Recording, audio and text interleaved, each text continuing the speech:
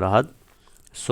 हमने last class के अंदर स्टडी किया था रिगार्डिंग साइनेप्सिस क्या होती है, केमिकल साइनेप्स क्या होता है, इलेक्ट्रिकल साइनेप्स क्या होता है, कौन सा साइनेप्स हमेशा एक्साइटेटरी होता है एंड कौन सा साइनेप्स बेटा excitatory as well as inhibitory होता है। ठीक है, बट बिसाइड्स दिस हमने न्यूरोट्रांसमीटर्स के बारे में भी पढ़ा था, जिसमें आपने देखा कुछ न्यूरोट्रांसमीटर्स इनहिबिटरी होते हैं, कुछ न्यूरोट्रांसमीटर्स एक्साइटेटरी होते हैं। सो बेस्ड ऑन दैट हमने न्यूरोट्रांसमीटर्स को दो ग्रुप्स में क्लासीफाई किया था। ठीक है, आज जो हम टॉपिक शुरू करने वाले हैं that is going to be the central nervous system, because last class के अंदर मैं ऑलरेडी आपको बोल चुका हूँ कि हमारी बॉडी में नर्वस सिस्टम के दो ब्रांच होते हैं, one is called as central and other is called as peripheral.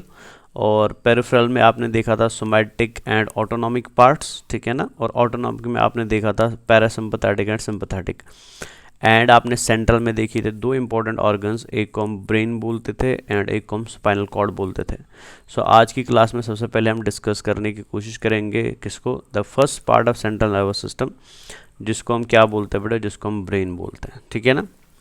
Brain के बारे में जो कुछ पॉइंट्स आप इम्पोर्टेंटली याद रखेंगे, जैसे मैं इनको मेंशन करूँगा यहाँ पे, तो आप यहाँ पे देख सकते हैं जिस स्ट्रक्चर को मैंने यहाँ पे ड्रॉ किया बेटा, this is called as brain. ठीक है ना, और ब्रेन को हम बेटा एनसेफेलॉन भी बोलते हैं। ठीक है,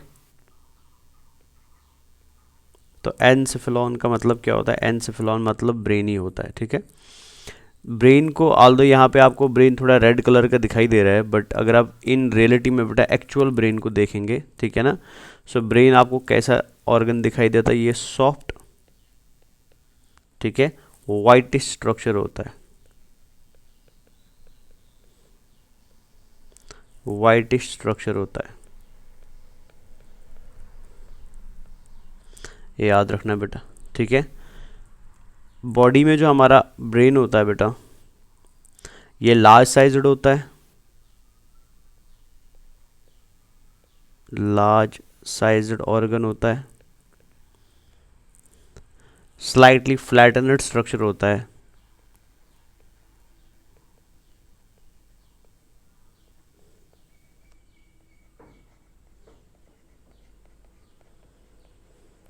और हम ऑलरेडी पढ़ चुके हैं बेटा कहाँ पे पाया जाता है, ये पाया जाता है इनसाइड क्रेनियल कैविटी। ठीक है, प्रेजेंट इनसाइड क्रेनियल कैविटी। और क्रेनियल कैविटी को कौन सी बोन्स बनाती थी वो हम ऑलरेडी जानते हैं बेटा, frontal bone, parietal bone, occipital bone, temporal bone. ठीक है ना, सफेनॉइड बोन एंड एथेमॉइड बोन, ये सब मिलके किसको बनाती थी, ये क्रेनियम को बनाते थे। वो हम ऑलरेडी पढ़ चुके हैं, तो वो यहाँ पे दोबारा डिस्कस करने की ज़रूरत नहीं है। ठीक है, बिसाइड्स दिस आप याद रखेंगे कि हमारी बॉडी के अंदर अगर हम CNS की बात करते हैं, सेंट्रल नर्वस सिस्टम की बात करते हैं, सेंट्रल नर्वस सिस्टम में बेटा इन पर्टिकुलर अगर हम ब्रेन की बात करते हैं, ब्रेन जो होता है बेटा ये सेंट्रल इंफॉर्मेशन प्रोसेसिंग ऑर्गन होता है। जैसे आपके टेक्स्ट में लिखा हुआ है, तो ब्रेन हमारी बॉडी का क्या होता है बेटा, it is central information processing organ है। ये होता है बेटा सेंट्रल इंफॉर्मेशन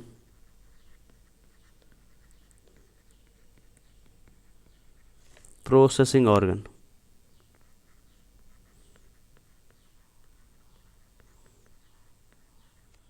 अब इस चीज़ का मतलब क्या हुआ कि आपकी बॉडी में बेटा जो भी इंफॉर्मेशन आता है, चाहे वो आपके नाक से आ जाए, चाहे वो आपके कान से आ जाए, चाहे वो आपकी आई से आ जाए, चाहे वो आपके स्किन से आ जाए, या कोई भी सेंसरी इन्फॉर्मेशन आए, ठीक है ना, या अंदर से कोई इन्फॉर्मेशन बाहर आ रहा है, मतलब मोटर इन्फॉर्मेशन बाहर आ रहा है।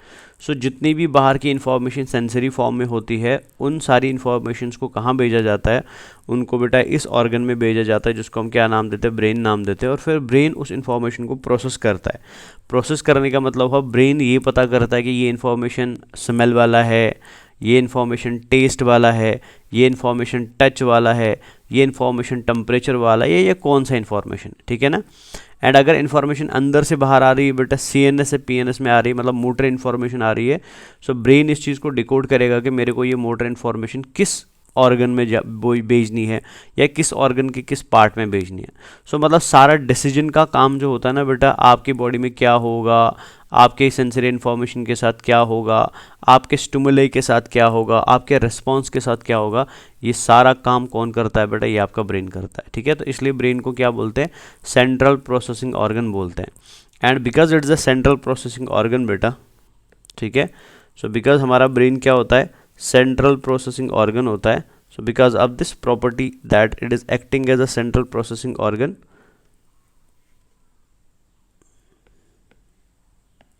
ठीक है, सो हम इसको क्या बोलते हैं बेटा, हम उसको बोलते हैं कमांड एंड कंट्रोल सिस्टम भी। ठीक है, ब्रेन का और एक नाम क्या बेटा, इसको हम क्या बोलते हैं, कमांड एंड कंट्रोल सिस्टम भी बोलते हैं। तो मतलब आपकी बॉडी में जो भी इंफॉर्मेशन, जो भी कमांड, जो भी कंट्रोल किया जाता है बाकी बॉडी के ऑर्गन्स को, वो कौन करता है बेटा, वो ब्रेन करता है। ठीक है, अब अगर हम इन जनरल ब्रेन में देखें, ब्रेन में क्या क्या होता है, तो मैं कलर चेंज कर देता हूँ ये सारा बताने के लिए। सो मगर अगर मैं देखना चाहता हूँ बेटा ब्रेन में कौन कौन सा प्रोसेस चलता है, सो आप याद रखेंगे ब्रेन ऐसी जगह है बेटा जहाँ पे voluntary and involuntary movements of body को कंट्रोल किया जाता है। ठीक है, यहाँ पे क्या किया जाता है बेटा, वॉलंटरी एंड इनवॉलंटरी मूवमेंट्स, मतलब जो भी आपकी बॉडी में बेटा स्केलेटल मसल करेगा, जो भी आपकी बॉडी में स्मूथ मसल करेगा, या जो भी आपकी बॉडी में बेटा काम आपके विल के अकॉर्डिंग हो रहा है या बिना विल के हो रहा है बेटा, वो सारा काम कंट्रोल कौन करता है, वो आपका ब्रेन करता है। तो इसलिए इसको क्या बोलते हैं, साइट बोलते हैं। It is site for voluntary and involuntary movements. इसके अलावा बेटा ये बॉडी में बैलेंस डेवलप करने में भी मदद करता है बेटा, बैलेंस ऑफ बॉडी। अब कैसे होता है ये हम बाद में सारी चीज़ें पढ़ेंगे, बट यहाँ पे मैं थोड़ा थोड़ा ओवरव्यू दे रहा हूँ क्या होता है। तो ये बैलेंस बॉडी का मेंटेन करने में मदद करता है बेटा। बिसाइड्स बैलेंसिंग द बॉडी बेटा, इसके अलावा ये थर्मो रेगुलेशन भी करता है।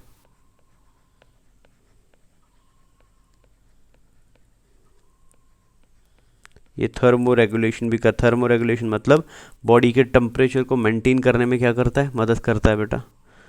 आपको जब भूख लगती है बेटा, हंगर लगती है,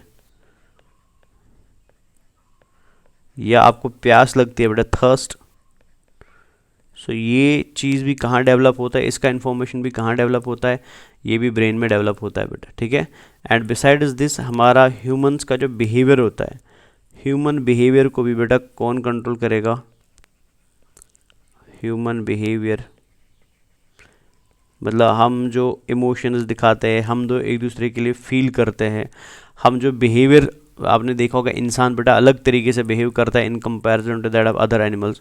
तो ये बिहेवियर की प्रॉपर्टी भी किसकी वजह से आती है, ये भी ब्रेन की वजह से आती है। ठीक है ना, एंड बिसाइड्स दिस बेटा आपका ब्रेन क्या करता है, ये बॉडी में बहुत सारे एंडोक्राइन ग्लैंड्स की फंक्शन को भी कंट्रोल करता है बेटा। ठीक है, सो कंट्रोल करता है बेटा activities of several endocrine glands.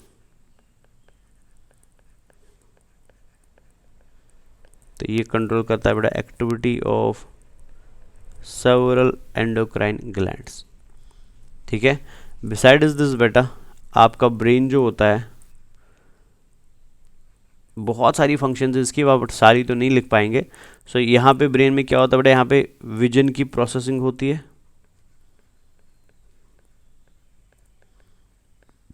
Processing of vision बेटा। यहाँ पे हियरिंग की प्रोसेसिंग होती है। ठीक है, जो भी इम्पल्स बाहर कान से आता है, वो क्या आया, आपने क्या सुना, वो कौन सा साउंड था, ये सब कुछ बेटा प्रोसेस आपका दिमाग करता है। जो कुछ भी आप बोल पाते हैं बेटा स्पीच, इसका प्रोसेसिंग भी दिमाग से ही होता है। मेमोरी जो आपकी है बेटा, ये भी दिमाग से होता है। इंटेलिजेंस, तो याद रखेंगे मेमोरी एंड इंटेलिजेंस अलग अलग चीज़ है। ठीक है ना, emotions and many other things बेटा। तो ये सब कुछ कहाँ से होता है, ये सब कुछ आपके ब्रेन से होता है। ठीक है, अगर हम एक नॉर्मल पर्सन या नॉर्मल ह्यूमन बीइंग के बेटा ब्रेन के अंदर वेट करें और चेक करें कि एक नॉर्मल ह्यूमन बीइंग का बेटा, ह्यूमन ब्रेन का वज़न कितना होता है, तो अप्रॉक्सीमेटली बेटा आपको ये मिलता है 1200 टू 1400 ग्राम्स बेटा। सो ये ह्यूमन बीइंग के ब्रेन का वेट होता है, ठीक है। और अगर इसके वॉल्यूम की बात करें बेटा कि ब्रेन का टोटल वॉल्यूम कितना होता है, सो अप्रॉक्सीमेटली बेटा ये 1400 सीसी होता है, 1400 सीसीज होता है। एंड ब्रेन जो है बेटा ये हमारी बॉडी के अंदर, बिकॉज हमारा टोटल बॉडी वेट होता है ना, सो टोटल बॉडी वेट के अंदर, या अगर मैं सेंट्रल नर्वस सिस्टम की प्रॉपरली बात करूं, सो सेंट्रल नर्वस सिस्टम में बेटा 98% वेट जो सीएनएस का होता है वो किसकी वजह से होता है बेटा, वो ब्रेन की वजह से होता है। 98% सेंट्रल नर्वस सिस्टम का जो वेट होता है वो अकेले किसकी वजह से होता है, वो ब्रेन की वजह से होता है। समझ आया ना। और अगर हम बेटा अडल्ट ह्यूमन बीइंग की बात करें तो अडल्ट ह्यूमन बीइंग के अंदर ब्रेन जो है ये अडल्ट साइज में बेटा अप्रॉक्सीमेटली 70 to 80% रिप्रेजेंट करता है, ठीक है। और ब्रेन का कंप्लीट डेवलपमेंट जो होता है बेटा, फाइनल डेवलपमेंट जो होता है वो approximately at the age of 6 years पे होता है। मतलब 6 साल तक आपका ब्रेन डेवलप होता रहता है। आफ्टर 6 ईयर्स बेटा फिर आपका ब्रेन डेवलप नहीं होता है। हम जानते हैं बेटा ब्रेन जिन सेल्स का बना है उनको हम न्यूरॉन्स बोलते हैं। सो आपके ब्रेन के अंदर अप्रॉक्सीमेटली बेटा 100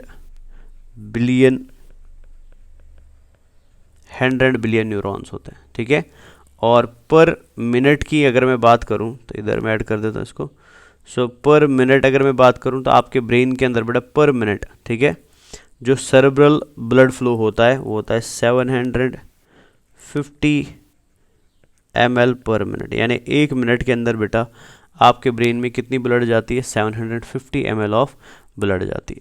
सो ये थोड़ा सा आपकी टेक्स्ट बुक में भी लिखी है इसमें से कुछ बातें बेटा। तो ये थोड़ा जनरल ओवरव्यू है ब्रेन का कि ब्रेन कहाँ पे होता है, ब्रेन कैसा दिखने में है, एंड सम अदर थिंग्स बेटा, ठीक है ना।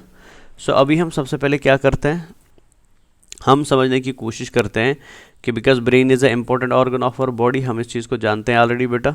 सो because it is important organ तो हमें ब्रेन को प्रोटेक्ट करना पड़ेगा ना। सो हम सबसे पहले पढ़ लेते हैं ब्रेन के प्रोटेक्टिव मेम्ब्रेन्स को कि ब्रेन में कौन कौन सा प्रोटेक्टिव मेम्ब्रेन है, ठीक है। सो ये चीज़ मैंने आपको बता दी। आई होप ये अब क्लियर हो गया सारा कुछ, इसमें कोई डाउट नहीं रहा।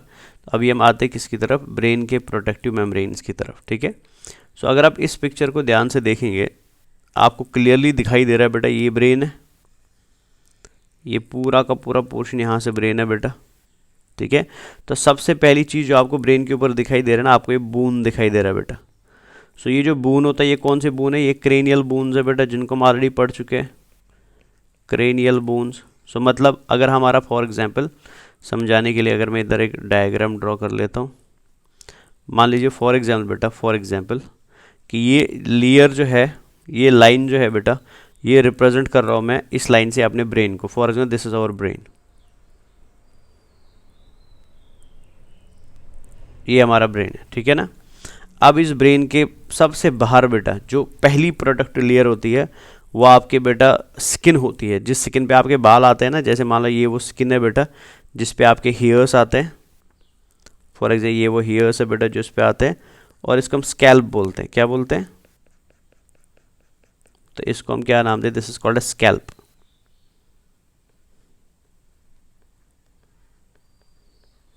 ठीक है। अब जब आप स्कैल्प के नीचे आएंगे बेटा तो स्कैल्प के नीचे आपको क्या मिलती है, आपको बून मिलती है, वो आप ऑलरेडी जानते हैं बेटा, ठीक है ना। सो फॉर एग्जाम्पल ये वो बून है जो आपको स्कैल्प के नीचे मिलती है, और क्या बोलेंगे इन बून्स को, they are called as cranial bones. और आपका स्किन बेटा चिपका रहेगा किसके साथ, क्रेनियल बोन्स के साथ बेटा। तो ये ऐसे है। सो फॉर एग्जाम्पल ये आपकी क्या है बेटा, दिस इज क्रेनियल बोन, या शॉर्ट में मैं बोलूँ ये क्रेनियम है बेटा, ठीक है ना। अब क्रेनियम के बाद हमारे ब्रेन के ऊपर 3 प्रोटेक्टिव लेयर्स पाए जाते हैं बेटा, ठीक है। एक तो हमारे ब्रेन को प्रोटेक्ट करता है स्कैल्प, दूसरा उसके नीचे हमारे ब्रेन को प्रोटेक्ट करती है क्रेनियल बोन्स बेटा, जो क्या करती है, जो एक तरीके से कैविटी डेवलप करती है बेटा, जिस कैविटी को हम क्या बोलते हैं, जो हम क्रेनियम बोलते हैं, ठीक है ना। फिर क्रेनियम के अंदर आपको ब्रेन मिलेगा ना, तो ब्रेन के ऊपर बेटा आपको 3 प्रोटेक्टिव लेयर्स मिलती है। कौन कौन सी प्रोटेक्टिव लेयर है इनका नाम हमें याद रखना है बेटा, ठीक है ना। सो जैसे फॉर एग्जाम्पल अगर मैं इधर ड्रॉ कर लूँ तो ये आपको ब्रेन के नीचे बेटा पहली प्रोटेक्टिव लेयर मिलती है, ग्रीन कलर में मैंने इसको बना लिया।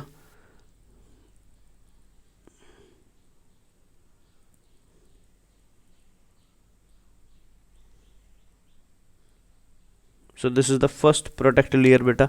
आप देख सकते हैं ये प्रोटेक्टिव लेयर डायरेक्टली किससे अटैच्ड है, ये डायरेक्टली बेटा आपकी क्रेनियल बोन से अटैच्ड है ना। तो क्रेनियल बोन और इसके बीच में कोई डिस्टेंस नहीं मिल रहा, कोई स्पेस नहीं मिल रहा, तो ये डायरेक्टली बोन के साथ नीचे से चिपका रहता है ये लेयर, ठीक है। And this layer of protective membrane बेटा which is protecting our brain, जो हमारे ब्रेन को कवर करता है, ये आउटर मोस्ट लेयर होती है। एंड इस आउटर मोस्ट लेयर को हम नाम देते हैं ड्यूरा मैटर। क्या बोलते हैं, this is called as dura matter बेटा। तो याद रखेंगे ड्यूरा मैटर जो होता है ये आउटर मोस्ट प्रोटेक्टिव कवर होता है बेटा आपके ब्रेन का, सबसे बाहर वाला प्रोटेक्टिव कवर होता है ब्रेन का। ये थिक होता है, ये फाइब्रस लेयर होती है बेटा, ठीक है ना। सो ये देखा जाए तो ये थिक होती है एंड ये फाइब्रस लेयर है बेटा, फाइब्रस लेयर, ये कोलेजन फाइबर्स की बनी होती है, ठीक है ना। और किसके साथ चिपकी रहती है, आपकी क्रेनियल बोन के साथ चिपकी रहती है। फिर ड्यूरा मैटर से जब आप नीचे आएंगे तो आपको अनदर प्रोटेक्टिव लेयर मिलती है बेटा, ठीक है ना। ड्यूरा मैटर के नीचे अनदर प्रोटेक्टिव लेयर मिलती है, या बोल सकते हो मिडिल प्रोटेक्टिव लेयर मिलती है। This is called as arachnoid mater बेटा। तो आप देख सकते हैं मैं पिंक कलर में यहाँ पे बना रहा हूँ। सो इसको हम क्या बोलते हैं, this is called as arachnoid mater. तो इसको थोड़ा नीचे लाते हैं, ठीक है। तो this layer is called as, जो पिंक कलर में मैंने बनाई, इसको हम क्या, इसको हम एराकिनोइड मैटर बोलते हैं, ठीक है।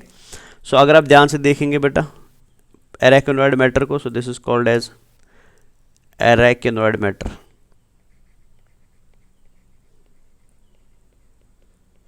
एराकिनोइड मैटर, अगर आप ध्यान से देखेंगे एराकिनोइड मैटर को, तो एराकिनोइड मैटर के बारे में पहला पॉइंट आप याद रखेंगे, ये मिडल लेयर होती है,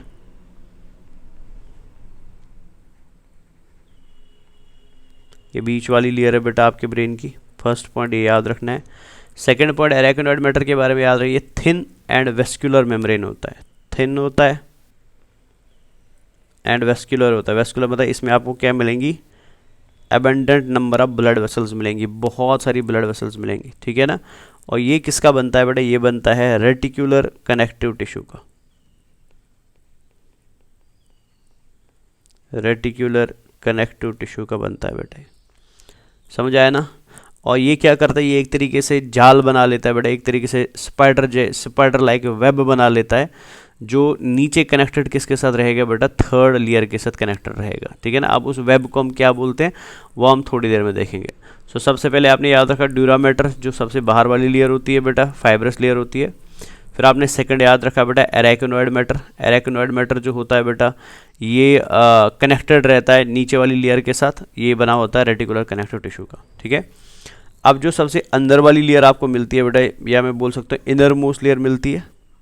so this inner most layer is called as pia matter बेटा, ठीक है ना। तो मैं यहाँ पे बना देता हूँ, इसको ध्यान से देख लेना। सो पाया मैटर डायरेक्टली किससे चिपका हुआ बेटा, आपके ब्रेन के टिश्यू के साथ चिपका हुआ है, ये आपका पाया मैटर हो गया। और अंदर से ये क्या है बेटा, ब्लैक में, ये आपके ब्रेन का टिश्यू है।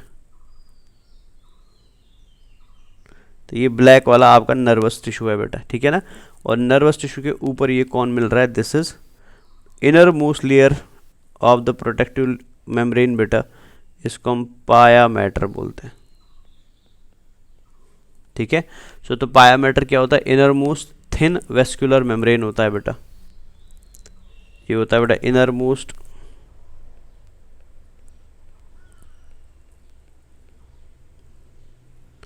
ये होता है थिन, और इसमें भी आपको क्या मिलती है बेटा, ब्लड वेसल्स मिलती है, वेस्कुलर, ठीक है ना।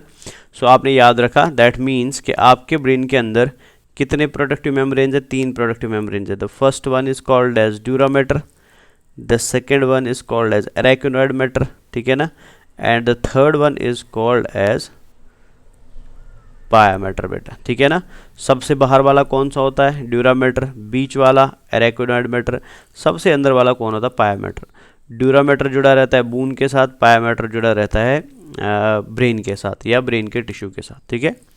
अब अगर आप ध्यान से देखेंगे ना, between the dura mater and pia mater आपको यहाँ पे एक खाली जगह मिल रही है, and between the pia mater and arachnoid mater आपको यहाँ पे अगेन एक खाली जगह मिल रही है। अगर मैं इसको हाईलाइट कर सकता हूँ, सो मैं इस जगह की बात कर रहा हूँ बेटा, ये देखें, तो ये आपको मिल रही है खाली जगह यहाँ पे, और ये आपको खाली जगह मिल रही है यहाँ पे। सो ये जो खाली जगह है बेटा, इनको भी हमने नाम दिया हुआ है। जैसे फॉर एग्जाम्पल अगर मैं इस खाली जगह की बात करता हूँ, फर्स्ट वन, ठीक है, इसको हम नाम देते हैं बेटा, दिस इज कॉल्ड एज सब ड्यूरल स्पेस बेटा, ठीक है ना, इसको हम क्या बोलते हैं, सब ड्यूरल स्पेस।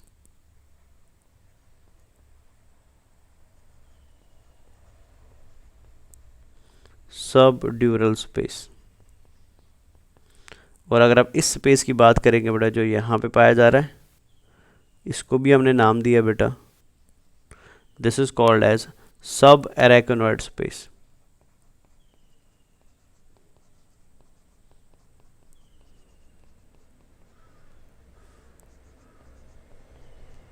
इसको हम सब एरेकोनॉइड स्पेस बोलते हैं, ठीक है ना।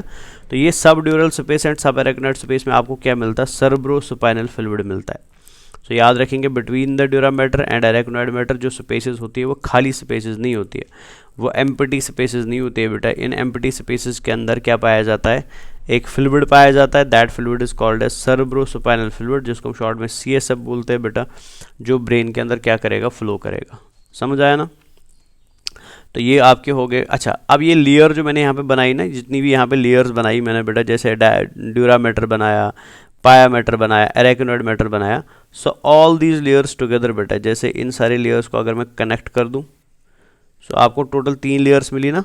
So all these layers together बेटा, they are called as cranial meninges. इनको हम क्या बोलते हैं, इनको हम नाम देते हैं बेटा क्रेनियल मेनिन्ज, ठीक है। तो मेनिन्ज याद रख लेना बेटा, मेनिन्ज का मतलब क्या होता है,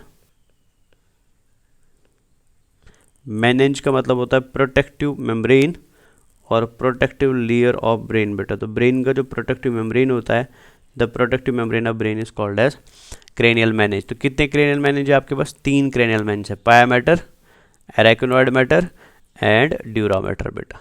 क्लियर हो गया ना। और इनके बीच में स्पेसेस होती है, जिन स्पेसेस में क्या पाया जाता है, जिनमें प्रोटेक्टिव फ्लूइड पाया जाता है, जिस प्रोटेक्टिव फ्लूइड को हम क्या बोलते हैं, जिसको हम सर्ब्रोस्पाइनल फ्लूइड बोलते हैं। ये क्लियर हो गया अभी, ठीक है। अभी आगे बढ़ते हैं बेटा। अब ये सर्ब्रोस्पाइनल फ्लूइड जो होता है, इसकी फंक्शंस है, तो वो आगे मैं डायरेक्टली आपको रीड करा दूंगा, उसमें कुछ खास है नहीं, बट मेम्ब्रेन आई होप आपको क्लियरली याद रह गए, ठीक है। सो ये आप पॉज करके थोड़ा बाद में पढ़ लेना।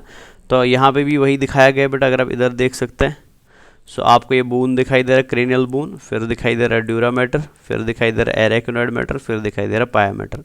सो dura mater and arachnoid mater के बीच में आपको स्पेस मिलता है, arachnoid mater and pia mater के बीच में भी आपको क्या मिलता है, स्पेस मिलता है। सो ये यहाँ पे आप देख सकते हैं अच्छे से। तो ये आपका स्कैल्प हो गया, ये आपकी बोन हो गई। तो ये और एक लेयर है पेरिओस्ली, आप याद नहीं रखेंगे तो आप दोनों को याद रखो बेटा। ये आपका ड्यूरा मैटर हो गया पूरा का पूरा, फिर उसके नीचे एरेकोनॉइड मैटर हो गया, फिर उसके नीचे पाया मैटर हो गया, और फिर क्या हो गया बेटा, आपके ब्रेन का फर्स्ट पार्ट जिसको हम कॉर्टेक्स बोलते हैं वो हो गया, ठीक है। एरेकोनॉइड मैटर को देखें तो यहाँ पे आपको बेटा ये जाल दिखाई दे रहा है, नेटवर्क दिखाई दे रहा है, जिस नेटवर्क की वजह से किसके साथ जुड़ जाता है, आपके ब्रेन के टिश्यू के साथ जुड़ जाता है, ठीक है। तो यहाँ पे भी आप इस पिक्चर में देख सकते हैं, थोड़ा पॉज करके आप देख सकते हैं बेटा। तो यहाँ पे भी ये दिखाई दिया, ड्यूरा मैटर दिखाई दिया, एरेकोनॉइड मैटर दिखाई दिया और पाया मैटर दिखाई दिया।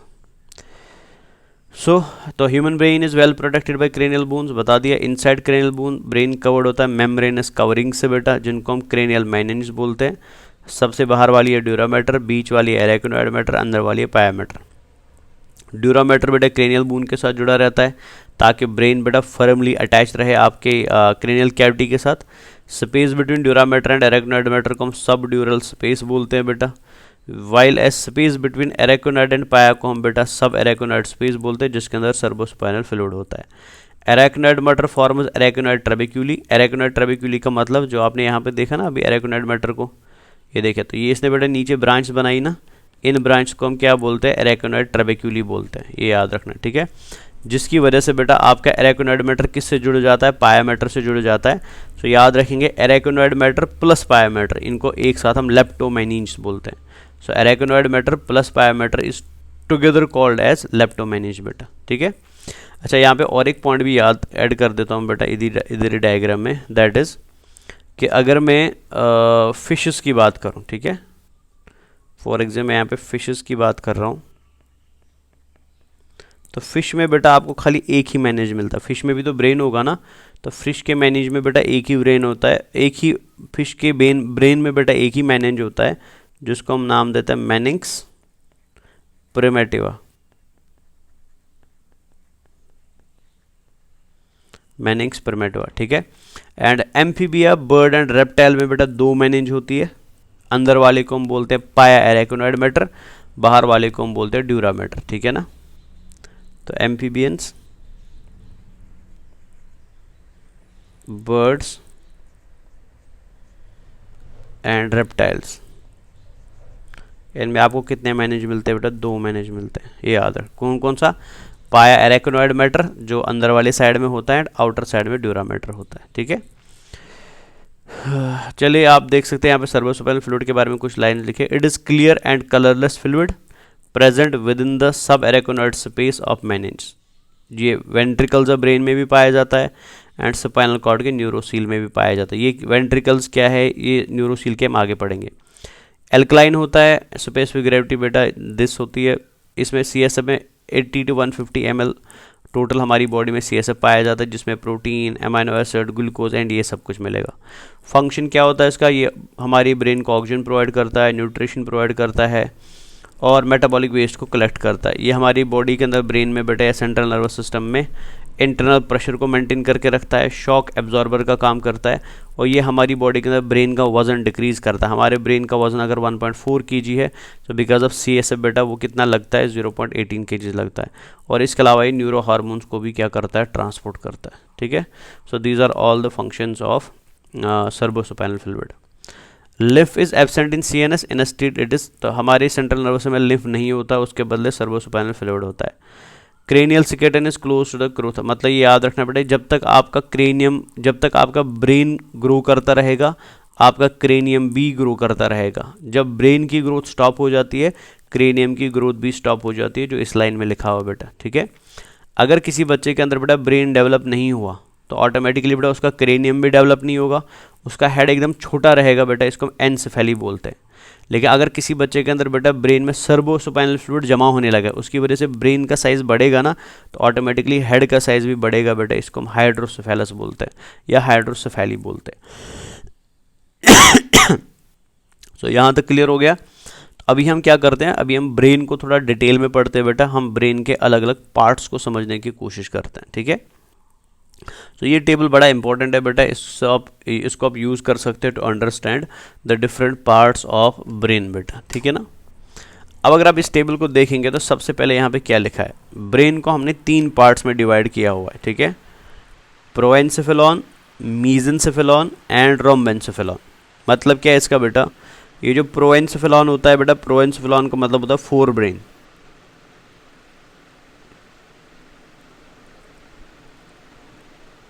प्रोएंसेफेलॉन का मतलब होता है फोर ब्रेन, ठीक है ना। मीजेंसेफेलॉन का मतलब होता है बेटा मिड ब्रेन।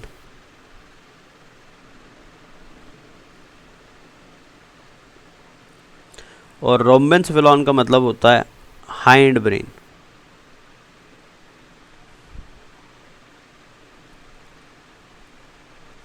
ठीक है। सो याद रखेंगे आपके ब्रेन के कितने हिस्से बेटा, 3 हिस्से हैं।